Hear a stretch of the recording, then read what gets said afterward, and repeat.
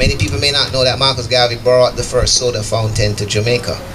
Soda fountain, you know, there was a time where before they were bottling the sodas, the whole soda fountain, the CO2, the whole thing required almost a whole building in itself. And so that's just an example of the influence that the international world had on him that he sought to bring home to his own Jamaican people. Marcus Garvey was a stickler for rituals. And the rituals of the organization speaks to how important he felt these practices affect our cultural mentality as a people. The gist of what I was reading said, we have to be extremely careful about our thoughts and our actions. Because unlike the arrow, if it is spent, that is shot, and it misses the target, it falls to the ground. But not so with our thoughts. Our thoughts do not go in a straight line.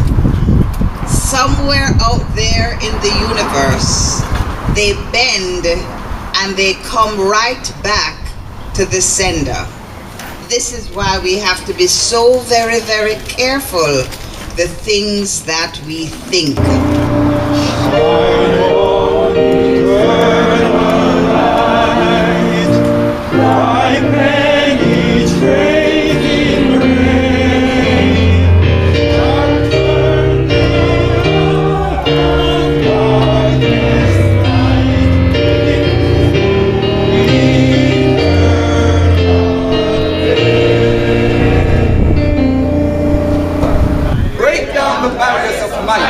We reverently implore, stand with us in our struggles for the triumph of the right, and spread confusion ever o'er the advocates of might, and let them know that righteousness is mightier than sin, that might is only selfishness and cannot ought not will.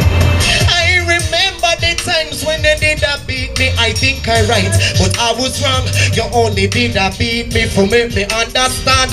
Be a better man, put the right verse in my mother's song. Mommy, I thank you for the times you show me the right. Me know say you grieve when me and my brother fight, but this love is fine. Me I tell you the truth, me swear for my life, don't worry no more, no, cause God a go open one door. So you know say the food is sure. Mommy don't worry, no more, cause you know I always, you know I wanna be mad. How can we move forward as individuals and as a collective people? And when we sit here today, we hear some salient ideas, and not just ideas. We see where Garvey put them in motion, and we see where having put Eloise Park into motion, that fruit was born. And so when we begin to shape plans and say, how can we already know how we can, because we've seen it happen and we've seen the success of the programs. I don't need to tell everybody just how important Garvey felt that arts was to the development of the individual and the development of us as a Jamaican people, and that even today when we talk about brand Jamaica, what is this brand that we keep saying to the world, this is who we are? How do we sustain that brand where when you look on the Billboard charts, the reggae singers are not Jamaican people? When you look in film, the people trying to talk Jamaican are not Jamaican people. How do we as Jamaican people reclaim that brand, that authenticity that says this is who we are and this is our Jamaicanness? And I think Garvey was very good at that, and the way in which he kept saying how we use our skills as artists must underscore who we are, tell our stories, make people respect us as a Jamaican people. So I think nothing happens by chance. I know the UNIA had a couple of dates that this would happen. And I'll tell you, it was by design that it happened on this day when we're celebrating Miss Lou. Yes, yes. Because no coincidence. No coincidence at all. That's right. Because I think she's also a manifestation of that vision. Yes, ma'am. Of putting forward Jamaicanness and being proud of who we are as Jamaican people. And so today just happened right on time.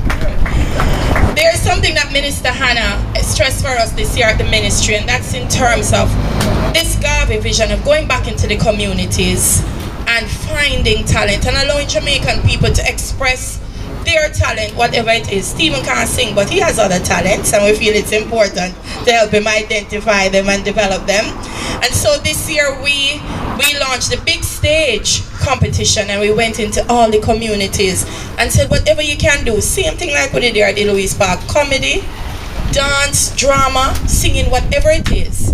If you have it, we want to help you to develop that talent, not just for competition's sake, but to help you as a Jamaican express yourself and to share the way you're feeling. And we had the finals of that on July 20, which the UNIA will tell was a significant day for them and for Garvey, and that's a program we hope to continue. Why is it we cannot create our own knights and our own ladies of royalty? Hence you see Jamaicans, some of us nowadays, and I think it's a positive influence on the society, have a way of greeting each other as empress and princess and kings and queens.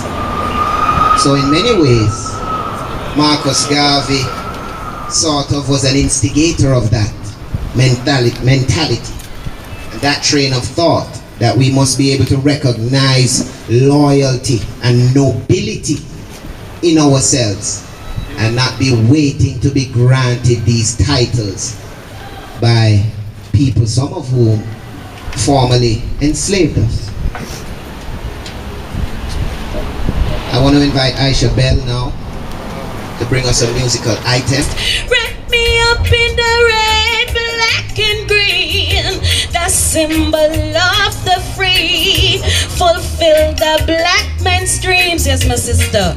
Come on, wrap me up in the red, black and green. African liberty, one God and destiny. Yes, that's more like it. Africa for the Africans, over billion strong, hard work, determination. The fight for equality was his life's work, and although he did not see it come to pass during his lifetime, his noble objectives and dreams of a better future for an entire people he loved so dearly lives on. His memory and influence remain strong, and Garvey's message of pride and dignity prevailed, providing an inspiration to many involved in the early days of the civil rights movement in the 1950s and 1960s, and indeed up to the present time, and will indeed live on for generations to come. I shall live in the physical or spiritual to see the day of Africa's glory. When I am dead, wrap the mantle of the red, black, and green around me. For in the new life, I shall rise with God's grace and blessing to lead the millions up to the heights of triumph with the colors that you well know. Look for me in the whirlwind or the storm. Look for me all around you. Marcus. That his division was properly and squarely represented. That the needs and desires of all his constituents were met to the best of his abilities. And the lessons that he left of pride and worth and self-reliance still ring true today.